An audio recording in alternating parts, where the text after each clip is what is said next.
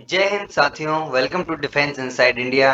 और आप लोग काफी टाइम से मेरे साथ जुड़े हैं मोटिवेशनल रील्स और वीडियोस के साथ में। और अब चैनल पर कंटेंट को अपडेट कर दिया गया है, तो अब मोटिवेशनल रील्स और वीडियोस के साथ साथ आपको डिफेंस स्ट्रेटजीज और प्रिपरेशन से रिलेटेड वीडियोस भी मिलने लगी हैं। और आज जो टॉपिक आपके साथ लेकर आया हूँ वो है किसी भी कॉम्पिटिटिव एग्जाम की तैयारी के लिए जो बायोलॉजी सब्जेक्ट है वो बहुत ही ज़्यादा इम्पोर्टेंट है। और अलग अलग कंपटीशन एग्जाम्स में इसका वेटेज अलग अलग होता है। तो मैं डिफेंस इनसाइड इंडिया चैनल की तरफ से आपके लिए टॉप 30 क्वेश्चंस बायोलॉजी के लेकर के आया हूँ जो कि अक्सर एग्जाम में देखने को मिलते हैं। तो चलिए इसके एमसीक्यूज हम लोग लगा रहे हैं। और लास्ट में आपसे कमेंट में ज़रूर उत्तर जानना चाहूँगा आपका कि आपने 30 में से कितने प्रश्नों के सही जवाब दिए हैं। और चलिए वीडियो को शुरू करते हैं। पहला प्रश्न आपकी स्क्रीन पर है कि डीएनए का पूर्ण रूप क्या है, यानी कि डीएनए का फुल फॉर्म क्या है। इस प्रश्न का उत्तर देने के लिए आपके पास 5 सेकंड हैं, तो फटाफट से उत्तर कमेंट करिए, इसके बाद हम लोग आगे बढ़ते हैं।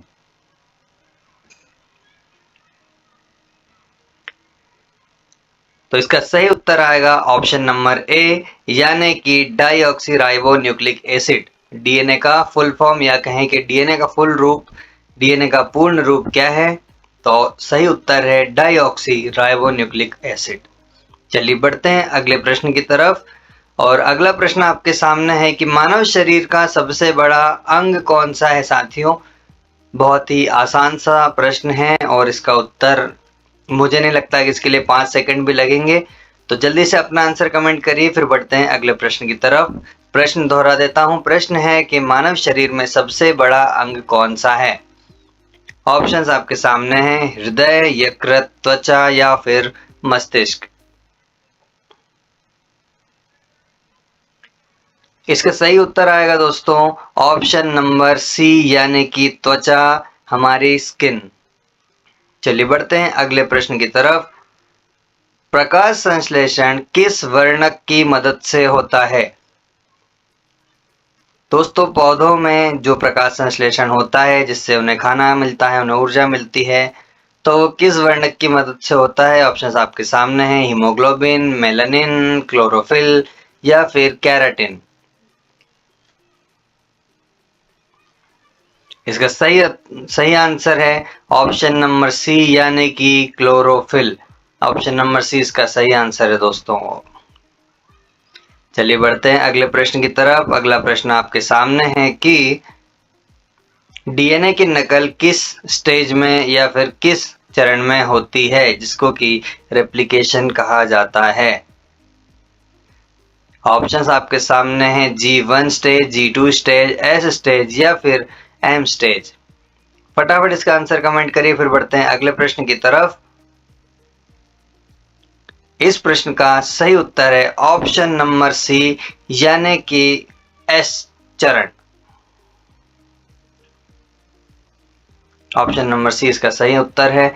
चलिए बढ़ते हैं अगले प्रश्न की तरफ। अगला प्रश्न आपके सामने है कि रक्त में ऑक्सीजन का परिवहन मुख्य रूप से किसके द्वारा होता है। प्रश्न को समझिएगा कि जो हमारा खून है, हमारा जो ब्लड है, उसमें ऑक्सीजन का परिवहन मुख्य रूप से किसके द्वारा होता है। ऑप्शंस आपके सामने हैं, प्लाज्मा, हीमोग्लोबिन, प्लेटलेट्स या फिर WBC यानी कि श्वेत रक्त कोशिकाएं। इसका सही उत्तर आएगा दोस्तों ऑप्शन नंबर बी, यानी कि हीमोग्लोबिन। ऑप्शन नंबर बी इसका सही आंसर है। चलिए बढ़ते हैं अगले प्रश्न की तरफ। अगला प्रश्न है कि मनुष्य के शरीर में कितने जोड़ी गुणसूत्र होते हैं। चलिए जल्दी जल्दी इसका आंसर कीजिएगा, बहुत ही साधारण सा, बहुत ही सिंपल सा क्वेश्चन है।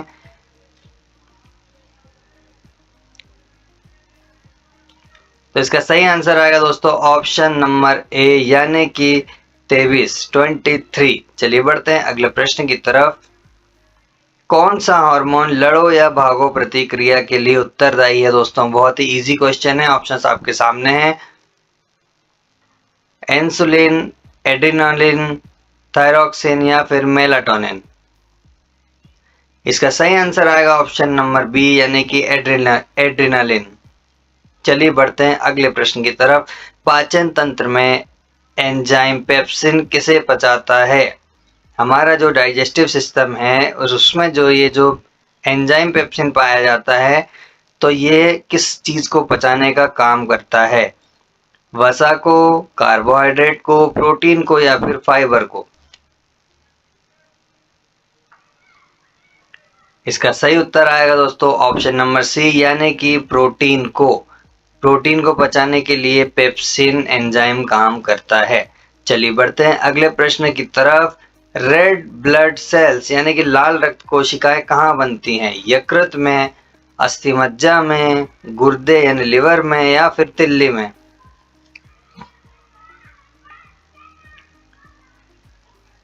इसका सही उत्तर आएगा दोस्तों ऑप्शन नंबर बी, यानी कि अस्थि मज्जा, बोन मैरो। चलिए बढ़ते हैं अगले प्रश्न की तरफ। अगला प्रश्न आपके सामने है। अगला प्रश्न है कि कौन सा रोग वायरस के कारण होता है? तपेदिक, मलेरिया, एड्स या फिर कुज? इसका सही आंसर आएगा दोस्तों ऑप्शन नंबर सी, यानी कि एड्स, AIDS। चलिए बढ़ते हैं दोस्तों। यहाँ पर हर प्रश्न के नीचे मैंने उसकी डिटेल लिख रखी है, आप वीडियो को पॉज करके पढ़ सकते हैं। मैं हर डिटेल को पढ़ नहीं पाऊंगा क्योंकि इससे वीडियो बहुत लंबा हो जाएगा और हम लोग यहाँ पर सिर्फ MCQ लगाने आए हैं। इसलिए अगर आपको डिटेल पढ़नी है तो मैंने आप लोगों की सुविधा के लिए इसमें हर क्वेश्चन के नीचे डिटेल दे रखी है, आप लोग उसको विस्तार से वीडियो पॉज करके पढ़ सकते हैं। अगला प्रश्न आपके सामने है कि इंसुलिन की कमी से कौन सा रोग होता है दोस्तों? थायराइड, कैंसर, मधुमेह या फिर एनीमिया? इसका सही उत्तर है दोस्तों ऑप्शन नंबर सी, यानी कि मधुमेह। चलिए बढ़ते हैं अगले प्रश्न की तरफ। अगला प्रश्न है कि मस्तिष्क को सुरक्षा कौन सी झिल्ली देती है? एपिडर्मिस, स्क्लेरा, मेनिजेंस या फिर ड्यूरा? हमारा जो ह्यूमन ब्रेन है इसको कौन सी परत या फिर कौन सी झिल्ली प्रोटेक्ट करके रखती है? इसका सही उत्तर होगा ऑप्शन नंबर सी, यानी कि मेनिजेस। चलिए बढ़ते हैं अगले प्रश्न की तरफ। प्रकाश संश्लेषण की प्रक्रिया में कौन सी गैस निकलती है? बहुत ही सरल सा क्वेश्चन है, इसके लिए तो 5 सेकंड भी नहीं लगने चाहिए। कार्बन डाइऑक्साइड, ऑक्सीजन, नाइट्रोजन या हाइड्रोजन? उसका सही आंसर आएगा दोस्तों ऑप्शन नंबर बी, यानी कि ऑक्सीजन। चलिए बढ़ते हैं अगले प्रश्न की तरफ। रक्त का कौन सा घटक रोगों से लड़ता है? हमारे ब्लड में ऐसा कौन सा घटक है जो कि रोगों से लड़ता है? RBC, WBC, प्लेटलेट्स या फिर प्लाज्मा? इसका सही उत्तर होगा दोस्तों ऑप्शन नंबर बी, यानी कि WBC, यानी व्हाइट ब्लड सेल्स, श्वेत रक्त कणिकाएं जिसे कहते हैं, ये हमारे शरीर में रोगों से लड़ती है। चलिए बढ़ते हैं अगले प्रश्न की तरफ। HIV वायरस शरीर की किस कोशिका को प्रभावित करता है? ऑप्शन आपके सामने हैं।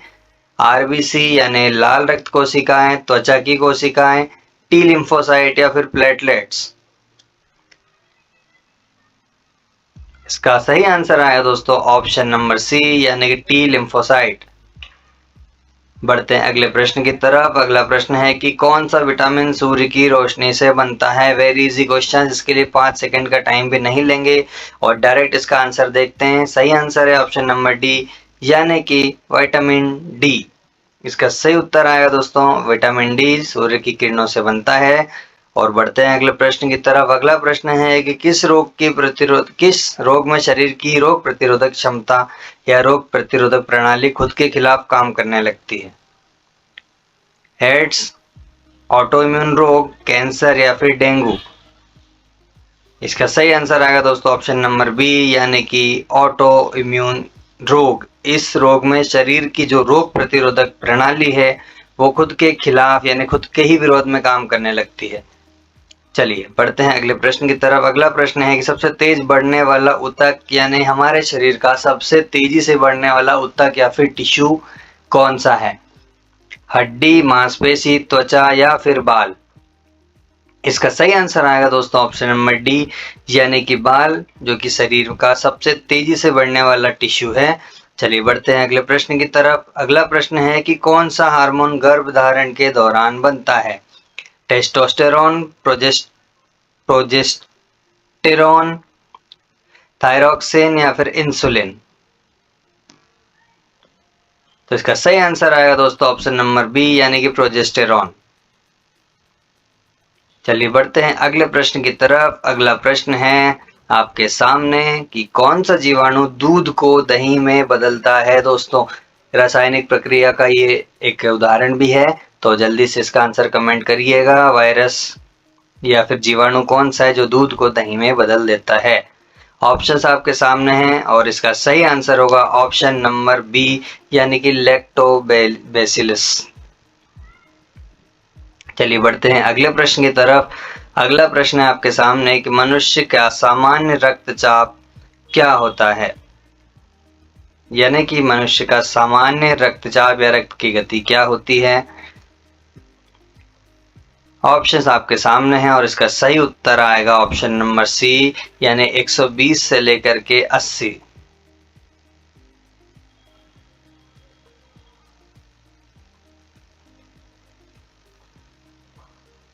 चलिए बढ़ते हैं अगले प्रश्न की तरफ। अगला प्रश्न है पाचन तंत्र में सबसे बड़ा अंग कौन सा है? दोस्तों हमारा जो ह्यूमन डाइजेस्टिव सिस्टम है इसमें सबसे बड़ा अंग या फिर कहें सबसे बड़ा पार्ट कौन सा है?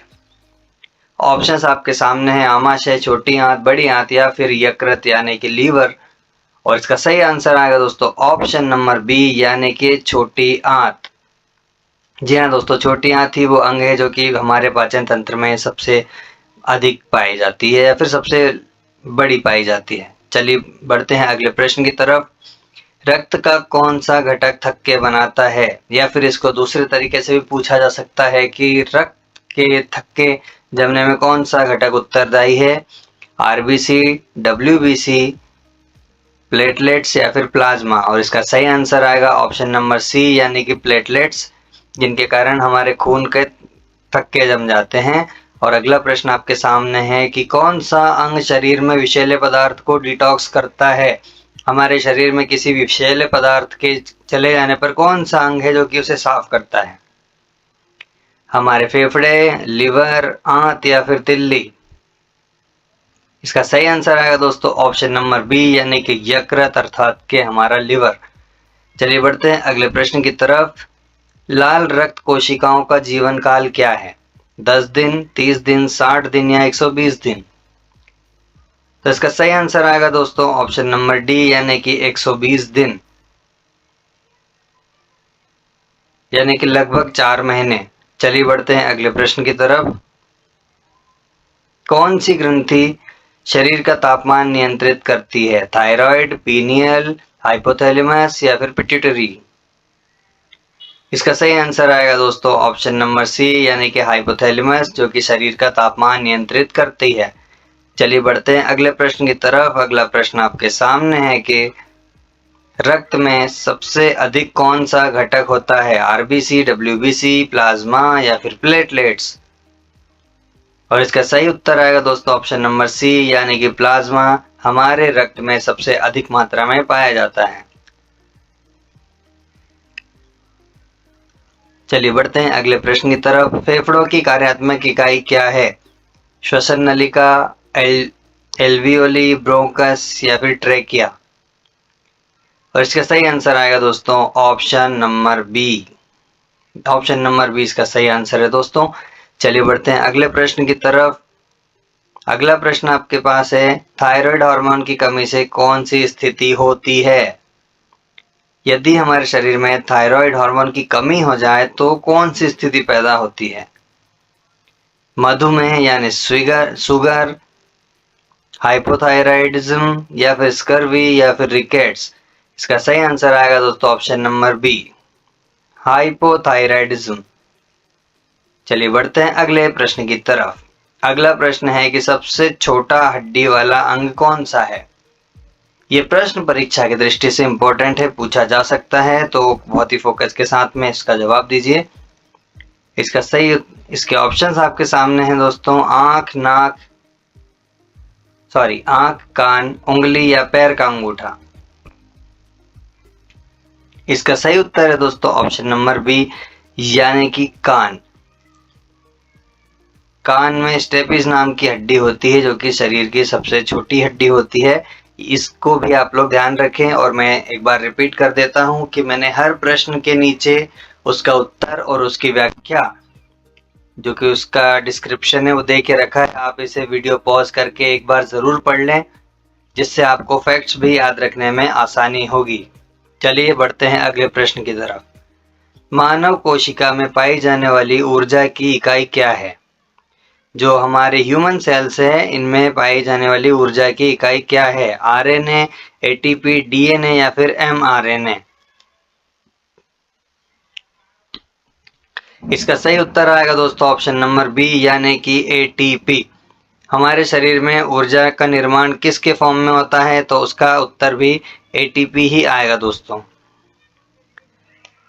तो यहाँ पर हमारे 30 प्रश्न खत्म होते हैं दोस्तों, और हर प्रश्न के साथ मैंने उसकी व्याख्या दे रखी है। आप लोग इजीली उसको पढ़ सकते हैं। और यदि आपको ये पीडीएफ बिना एडिट किया हुआ भी चाहिए तो आप कमेंट कर देना। वैसे भी मैं इसके डिस्क्रिप्शन में टेलीग्राम ग्रुप का लिंक दे दूंगा जहाँ पर ये सारे पीडीएफ अपलोड होते हैं, तो आप वहाँ से भी डाउनलोड कर सकते हैं।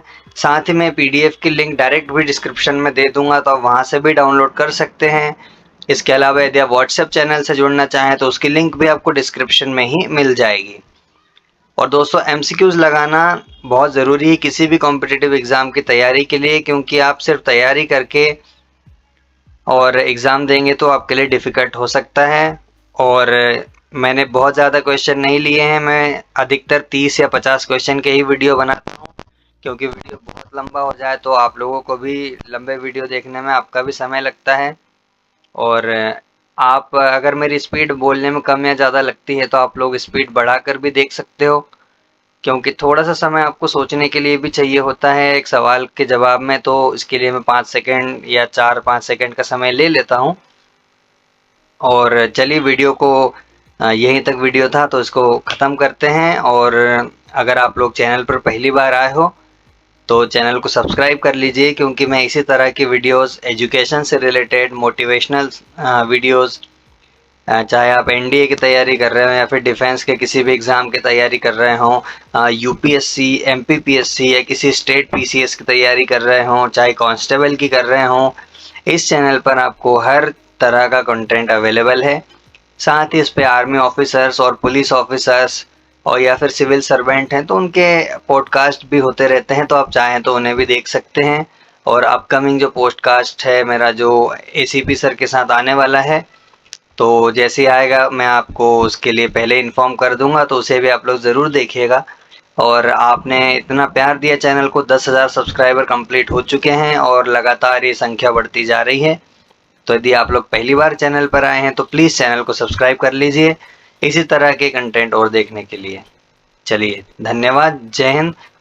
और अच्छे से तैयारी कीजिए और अपना भविष्य सफल कीजिए। जय हिंद।